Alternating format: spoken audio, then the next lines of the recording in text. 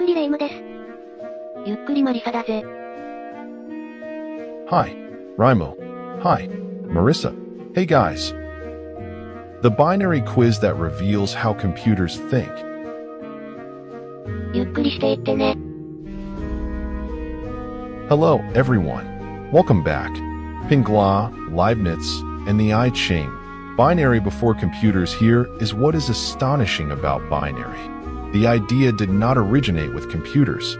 It did not originate with the 20th century.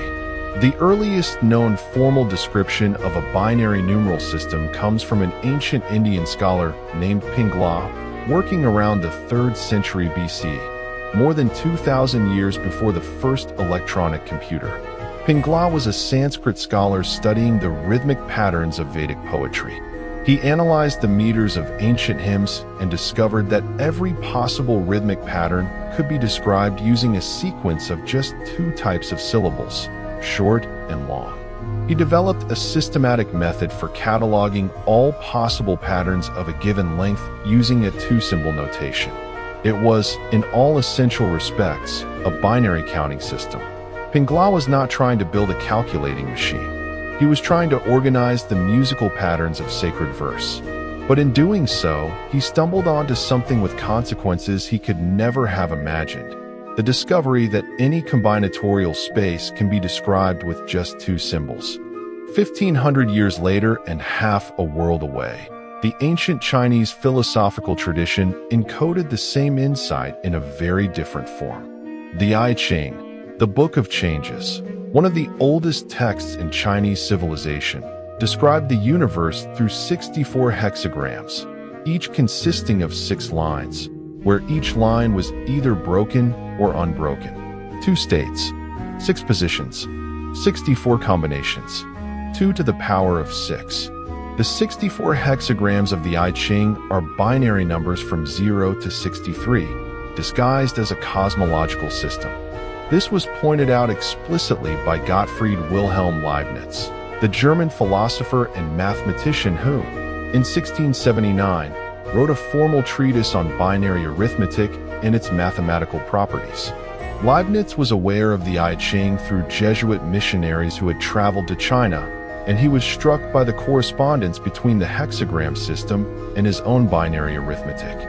He wrote that the similarity confirmed for him that binary numbers had a kind of universal, almost metaphysical significance, that the ability to represent everything with just 2 symbols, 0 and 1, reflected something deep about the structure of creation itself. Leibniz was not entirely right about the metaphysics, but he was completely right that binary arithmetic was important. Even though the technology of his 17th century world was entirely incapable of exploiting it, decimal arithmetic dominated commerce, navigation, and science. Leibniz's binary system sat in theoretical limbo for 200 years, a beautiful idea waiting for its world to be built. Chapter 3. George Boole. The man who made logic mathematical the next crucial step came from an unlikely source. A self-taught English mathematician named George Boole, born in 1815 to a cobbler in Lincoln. Boole had no university education. He taught himself Latin, Greek, French, German, and mathematics from books he could barely afford. By his mid-20s, he was running his own school and producing original mathematics of the highest quality. In 1847, and more completely in 1854, Boole published works that changed the history of human thought. He proposed that the operations of human logical reasoning, the processes of and, or, and not, the building blocks of every argument and deduction, could be expressed as an algebra, not a metaphor for an algebra, an actual algebra, with variables that could take only 2 values, true or false, 1 or 0, and operations that combine them according to precise rules. This was Boolean algebra, and what Boole showed is this: every logical statement, no matter how complex, can be broken down into combinations of 3 elementary operations, and which is true only when both inputs are true, or which is true when at least one input is true, not which reverses a value, turning true to false and false to true. Every other logical operation is a combination of these three. This mattered enormously for binary numbers, because binary digits, ones and zeros, are perfect carriers for truth values. A 1 can mean true, a 0 can mean false, and, or, and not applied to binary digits can implement every possible logical operation. And logical operations, it turns out, are what arithmetic is made of. Adding, subtracting, comparing, deciding. All of it can be decomposed into logical steps, and all logical steps can be implemented with and, or, and not. Boole had provided the theoretical engine for a binary computer. He died in 1864, 30 years before any electric circuit existed and 80 years before the first digital electronic computer was built. He could not have known what he was handing to the future. Pause. The first challenge before we go further, I want to stop and ask you to try something. Think of the number 23. Without writing it down, and without doing conventional division, can you figure out its binary representation using what you have learned so far? Start from the largest power of 2 that fits inside 23, then work your way down. 16 fits. 23 minus 16 is 7. 8 does not fit in 7. 4 fits. 7 minus 4 is 3. 2 fits. 3 minus 2 is 1. 1 fits. So 23 is 16 plus 4 plus 2 plus 1. In binary, that is, 1 for the 16th place, 0 for the 8th place, 1 for the 4th place, 1 for the 2's place, 1 for the 1's place.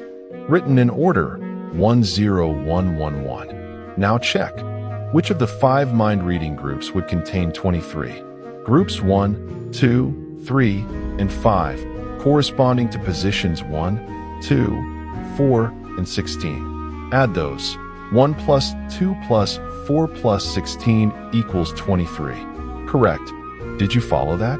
Can you feel how the 5 groups are really 5 questions about the 5 binary digits of your number? Tell me in the comments. Did the penny drop for you just now? Or did it drop earlier in the video, when I first described the groups? I want to know the exact moment when the trick stopped being a trick and became mathematics. Chapter 4, Claude Shannon. The thesis that built the digital world, the connection between binary numbers and Boole's logical algebra, was known to mathematicians by the late 19th century. But it was not until 1937 that a graduate student at MIT made the leap that turned it from theory into engineering. His name was Claude Shannon, and he was 21 years old. Shannon was studying electrical engineering and mathematics simultaneously, and he encountered Boole's algebra in a philosophy class. Most students encountered it and moved on. Shannon saw something no one else had seen clearly, that the on-off states of electrical switches corresponded exactly to the ones and zeros of binary arithmetic, and that Boolean algebra could describe how networks of switches combined. An electrical switch is a 2-state device. Current flows, or it doesn't, 1 or 0, and networks of switches can implement and, or, and not operations directly in hardware. Why are 2 switches in series? Current only flows if both are closed, and you have physical and. Why are 2 switches in parallel? Current flows if either is closed, and you have physical or. A switch that opens when it should be closed and closes when it should be open, implements not. Shannon's 1937 master's thesis at MIT, a symbolic analysis of relay and switching circuits, showed how to design any logical function as a network of switches and how to simplify such networks using Boolean algebra. In 27 pages, he founded the field of digital circuit design. It has been called the most important master's thesis of the 20th century. Some have called it the most important master's thesis ever written. Shannon went on to found information theory itself, the mathematical framework that defines what information is, how much of it any message contains, and how much compression is possible without loss. A theory built on binary digits, called bits. The bit, the binary digit, was named by statistician John Tukey in 1947, and Shannon adopted the term in his foundational 1948 paper. The bit is the fundamental unit of information, not a practical unit. The fundamental unit, the minimum amount of information that can exist, the answer to a single yes or no question, the smallest possible message.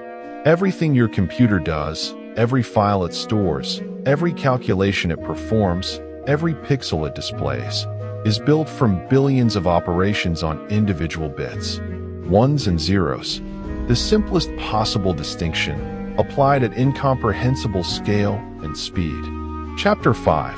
How binary arithmetic actually works. Now that we understand where binary comes from and why it matters, let's spend time understanding how arithmetic works in binary, because this is where the real elegance lies, and where the mind-reading trick connects to the machinery inside every device you own. Let us start with addition.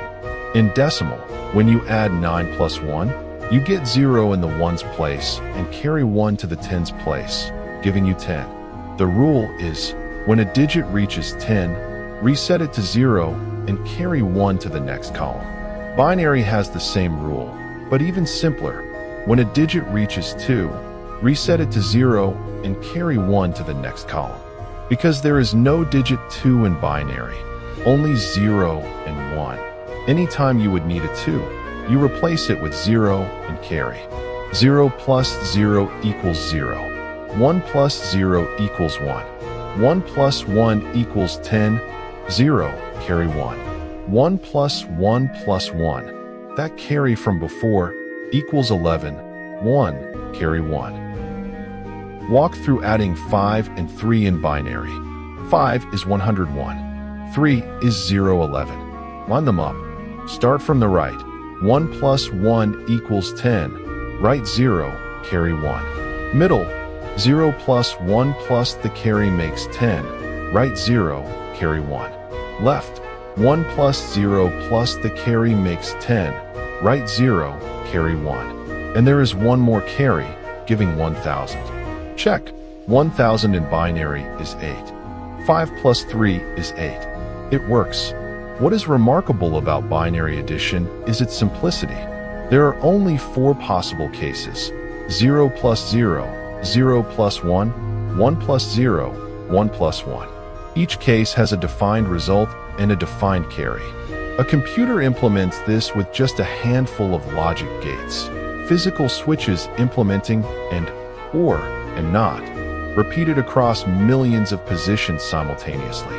The arithmetic of the most powerful supercomputer on Earth reduces, at its lowest level, to the same 4 cases, repeated at billions of times per second. Subtraction in binary follows similarly simple rules. Multiplication is repeated addition, which binary handles efficiently. Division is repeated subtraction. Every arithmetic operation, no matter how complex, decomposes into simple binary operations. No exceptions, no special cases. This is the elegant brutality of binary computation. Everything is hard to read for humans, and everything is easy to implement in hardware. Chapter 6. The information in a bit. Shannon's deeper idea. Let us go deeper into what a bit actually is, because Shannon's concept of information is one of the most powerful and least understood ideas in all of science. When you flip a fair coin and observe the outcome, you receive 1 bit of information. Not because the coin is related to binary, that is a coincidence, but because you had 2 equally likely possibilities before the flip, and the observation reduced them to 1. The amount of information in an event is related to how much uncertainty it resolves. If you draw a card from a standard deck, how many bits of information do you receive? There are 52 equally likely cards. To specify one of 52 requires about 5.5 bits, because 2 to the power of 5.5 is approximately 52. 5.5 yes or no questions, on average, are needed to identify one card from a deck. This measure of information, bits as a function of how many possibilities were resolved, is Shannon entropy, and it has extraordinary practical consequences. The most direct is data compression. When you compress a file, a photograph, a document, a video, you are exploiting the fact that not all symbols appear with equal frequency. In any natural text, the letter E is far more common than the letter Z. If you assign shorter binary codes to common letters and longer codes to rare letters, you can represent the same information in fewer bits. Shannon proved precisely how much compression is possible and how much is not. The theoretical minimum number of bits needed to represent a source is its entropy, and no lossless compression scheme can do better. Every compressed file format you have ever used, zip, JPEG, MP3, H.264 video, is an implementation, in various forms, of Shannon's theoretical limit. The theory written in 1948 defines the ceiling. The formats are our best attempts to approach it. The second consequence is error correction. When you transmit bits over any physical channel, a wire, a wireless signal, a fiber optic cable, a CD, noise corrupts some of them. Bits flip from 1 to 0 or 0 to 1. Shannon proved something that shocked his contemporaries. It is possible to transmit information over a noisy channel with arbitrarily small error probability, as long as the transmission rate is below a specific limit called the channel capacity. And the way to achieve this is to add carefully chosen redundant bits, extra binary information that lets the receiver detect and correct errors without retransmitting. Error-correcting codes are why CDs play even when scratched, why your mobile phone call stays clear in a noisy environment, why data stored on hard drives remains readable decades later, why space probes launched in the 1970s can still send images from the edge of the solar system, even though cosmic radiation flips bits in the transmission. All of it is binary arithmetic applied to the problem of reliable communication. All of it flows from Shannon's 1948 paper. All of it, at the lowest level, is about ones and zeros and the mathematics of what they mean. Pause. The second question, I want to stop here and ask you something. Every photograph you have ever taken is stored as a sequence of numbers, one number per channel per pixel, each number expressed in binary. Every word you have ever read on a screen is stored as a binary code for each character. Every note of every song you have listened to digitally is a binary number representing the amplitude of a sound wave at a moment in time. The entirety of human digital culture, every image, every word, every sound, every video, every email, every social media post, every financial transaction, every scientific data set, is ones and zeros. Billions upon billions of binary digits, stored in transistors as tiny electrical charges, transmitted as pulses of light and radio waves. Here is my question. Does that feel reductive to you? Does the knowledge that a painting or a piece of music or a written letter reduces, at its storage level, to a sequence of binary digits make it feel less valuable, less human, less real? Or does it feel like a different kind of wonder? That the full complexity of human expression can be faithfully captured and transmitted using nothing but the simplest possible distinction, yes or no, on or off, 1 or 0. I want your honest answer in the comments, because I think this is a genuinely interesting philosophical question, not just a technical one. Chapter 7. Binary in Nature. The deeper pattern. One of the most striking and philosophically interesting facts about binary is that it does not only appear in human-made computing systems. It appears in nature repeatedly, in contexts that have nothing to do with mathematics. The most striking example is genetics. The information in DNA is stored as sequences of 4 nucleotide bases, abbreviated A, T, C, and G, for possible symbols at each position. 4 is 2 squared, 2 bits per position. The genetic code that specifies how DNA sequences are translated into proteins uses codons, triplets of 3 bases, where each codon specifies one of 20 amino acids or a stop signal. 3 positions, 2 bits each, 6 bits per codon. 64 possible codons. The genetic code is a 4-symbol system that maps to proteins, but at the level of information theory, It is a binary encoding. Each base can be represented as 2 bits. The entire human genome, approximately 3 billion base pairs, contains roughly 6 billion bits of raw information, less than a gigabyte. Every human being who has ever lived or ever will live was built from the instructions in less than 1 gigabyte of binary information. The neurons in the human brain also operate in a fundamentally binary mode. A neuron either fires, sends an electrochemical signal, or it does not. The firing of a neuron is a binary event. Axons transmit spikes, or they do not.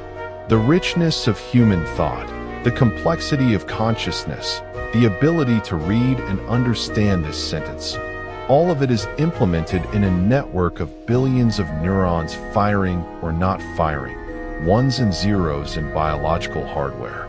This does not mean the brain is a simple binary computer. The timing of spikes, the weights of synaptic connections, the chemical modulators that adjust sensitivity, these add enormous complexity on top of the basic binary firing mechanism. But the fundamental operation, threshold reached or not reached, signal transmitted or not transmitted, is binary in the same way that the fundamental operation of a transistor is binary. The universe seems to have a fondness for two-state systems: spin up or spin down, particle or antiparticle, signal or no signal. The question is whether this is a deep feature of physical reality or merely a convenient approximation that biological and computational systems have exploited. The answer is probably both. Chapter 9. Error Correction. Binary's greatest practical triumph. Let us go deeper into error-correcting codes, because this is arguably the most beautiful practical application of binary arithmetic, and it is one that operates invisibly in almost every digital system you use. The problem: you want to transmit or store binary information, but the channel is noisy. Some bits will be flipped. You need a way to detect, and ideally correct, those errors without requiring the sender to retransmit everything. The solution: add redundant bits, carefully chosen so that flipped bits are detectable. The simplest approach is a parity bit. Take any number of bits you want to send. Count how many ones are among them. If the count is even, add a 0 at the end. If odd, add a 1. The result is a sequence where the total number of ones is always even. If any single bit is flipped in transmission, the parity becomes odd, and the receiver knows an error occurred. Parity bits cannot tell you which bit was flipped, only that one was. And they cannot correct errors, only detect them. The first code that could both detect and correct single-bit errors was developed by Richard Hamming at Bell Labs in 1950. Hamming was working on the relay computers of the late 1940s, which were prone to errors, and he was frustrated that the machines would halt and require human intervention to correct errors. He decided to build self-correcting capability into the data itself. The Hamming code works by distributing multiple parity checks across the data. Instead of a single parity bit for all bits, Hamming assigns specific check bits to specific subsets of the data bits. Each check bit covers a different combination of data positions. When an error occurs, the pattern of which parity checks fail points uniquely to the position of the flipped bit, allowing the receiver to correct it automatically. The mathematical elegance of Hamming's construction lies in how he chose the check positions. He placed them at positions that are powers of 2, positions 1, 2, 4, 8, and made each check bit responsible for exactly those data positions whose binary representation contains a 1 in the corresponding column. The positions themselves are binary numbers, and the error locating mechanism works because the position of the error, expressed in binary, is revealed directly by which parity checks fail. Binary arithmetic is checking itself using binary arithmetic. The system is self-referential in the most beautiful way. Hamming codes evolved into a vast family of error-correcting codes used today in hard drives, solid-state storage, satellite communications, deep space transmissions, CDs and DVDs, QR codes, and wireless networks.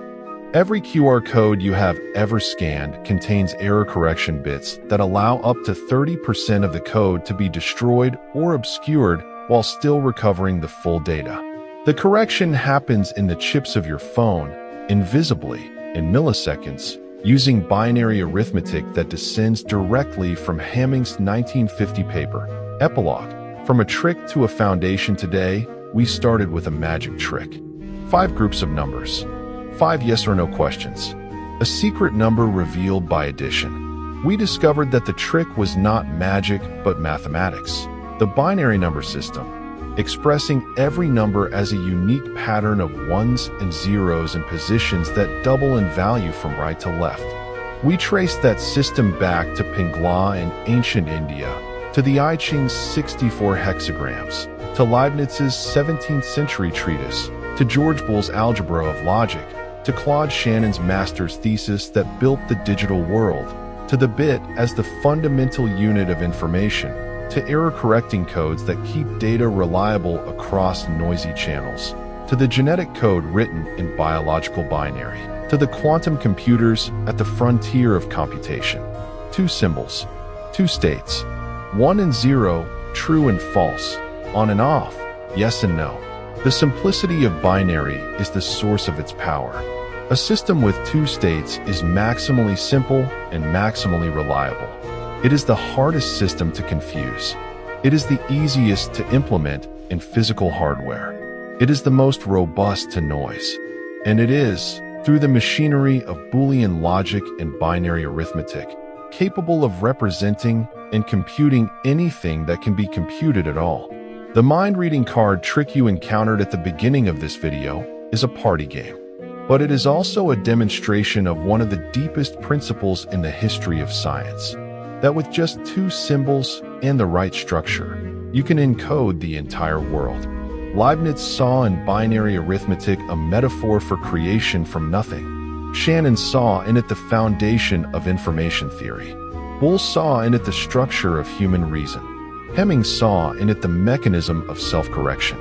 All of them were right. And the number you thought of at the beginning, sitting quietly in your memory, is nothing more than 5 bits, a pattern of ones and zeros that the universe was keeping track of all along. Thank you so much for spending this time with me today. If this video meant something to you, if the binary world looks a little different now than it did 30 minutes ago, a like and a subscription genuinely help this channel reach more people. Drop your comments below, and I'll see you next time. The switch is either on or off.